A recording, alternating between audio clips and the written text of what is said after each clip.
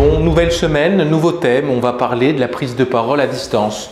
Depuis l'épidémie de Covid, on a tous besoin de s'exprimer devant nos ordinateurs, devant les caméras de ceux-ci. Et il est vrai que parfois on se demande si on est vraiment écouté, si les gens qui sont devant leur écran, donc devant nous virtuellement, sont vraiment là ou ne sont pas en train de faire autre chose comme travailler ou aller sur des réseaux sociaux.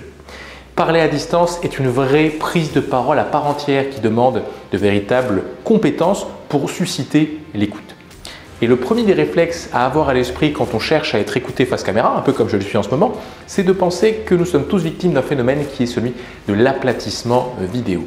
La caméra ne filme que de la 2D, pourtant vous êtes en 3D. La distance générée par le fait d'être filmé doit être diminuée grâce à l'exagération. Vous devez exagérer votre gestuelle, exagérer votre présence car étant à distance, le public sera moins sensible. Vous devez donc faire face à l'aplatissement vidéo. Comment? En exagérant les démonstrations physiques mais aussi émotionnelles, en utilisant un langage beaucoup plus expressif pour créer plus d'impact et donc susciter davantage l'écoute. Gardez à l'esprit ce premier point qu'on voit aujourd'hui, gérer l'aplatissement vidéo, l'exagération pour faire face à ce point difficile à gérer. À demain.